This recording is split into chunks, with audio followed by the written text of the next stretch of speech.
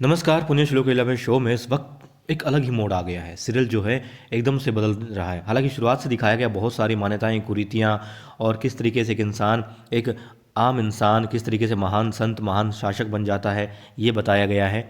इंसान का असली कर्म, देशभक्ति सब इसमें अंदर बताया गया, आस्था के बारे में बताया गया है। मगर अब दिखाया जा रहा है कि कुरीतियों को किस प्रकार आप तोड़ सकते हैं। और कमिंग अप में, क्योंकि हमारे मित्र हैं इतेशम इतेशम, उनका भी आया है, उन्होंने पूछा है। और हर किसी के मन में, खैर हम मेरे मन में, आपके मन में शंका है कि कल क्या होगा, कल क्या होगा। और जो कमिंग अप में दिखा रहे हैं कि कुरीतियों के खिलाफ देवी अहिल्या ने आवाज़ उठा दी है।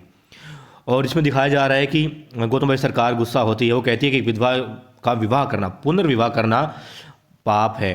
सारे पंडित बहुत दुखी होते हैं, उनकी आंखों में गुस्सा दिखाई दे रहा है, आंखें लाल लाल दिखाई दे रही हैं। और खंडे राव भी हमें दिखा रहे हैं, मतलब दिखाई जा रहे हैं इसके अंदर, कि बहुत ज़्यादा हैरान हो जाते हैं, परेशान हो जाते हैं कि क्या हो गया, अहिल्या ने क्या कर दिया। क्योंकि उनकी समझ से, उनकी पहुंच से चीज़ उनको बाहर लग रही थी और देवी अहिल्या ने कर दिया। दिखा रहे हैं कि परीक्षित के हाथों में हाथ दे देती हैं देवी अहिल्या और अपनी सहेली रेणु का, और उनके हाथों में चूड़ियाँ डाल देती हैं। और अब महल में जितने भी लोग हैं सब खिलाफ हो जाते हैं। बड़े सूबेदार जी वहाँ पर दिखाई नहीं दिए हमें यहाँ पर। और गौतम भाई सरकार, द्वारका भाई साहब दोनों बहुत हैरान हो जाते हैं, गुस्सा भी है।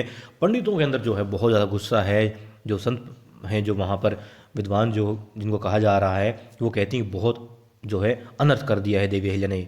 और यदि इस बारे में कहें कि कल सीरियल दिखाएंगे, आज दिखाएंगे, हो सकता है दिखाएं, मगर अभी जो स्थिति है सीरियल के मुताबिक या फिर समाज में जो हम देख रहे हैं, तो इतनी एक रानी या एक भावी रानी या कोई भी राजा एकदम से इतना बड़ा फैसला नहीं ले सकता है कि किसी विधवा का पुनर्विवाह करवा दिया जाए। ऐसा अभी संभव नहीं है।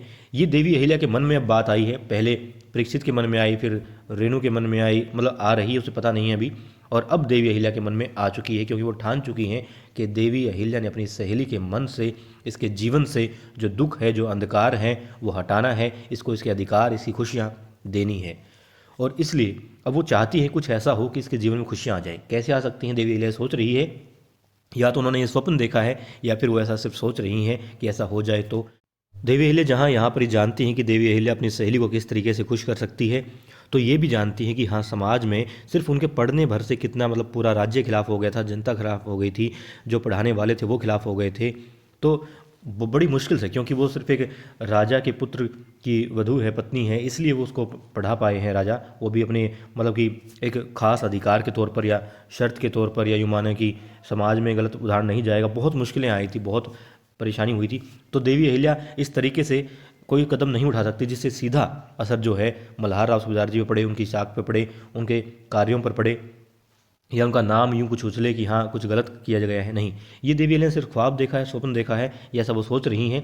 अभी ऐसा मुनासिब नहीं है।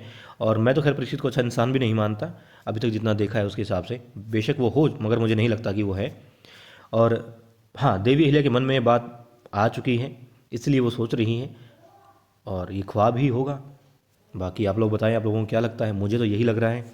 हाँ, ये कुरीतियाँ जो हैं टूटेंगी। आज के समाज में तो खैर हम देखते हैं, पहले वाला तो कुछ भी नहीं है।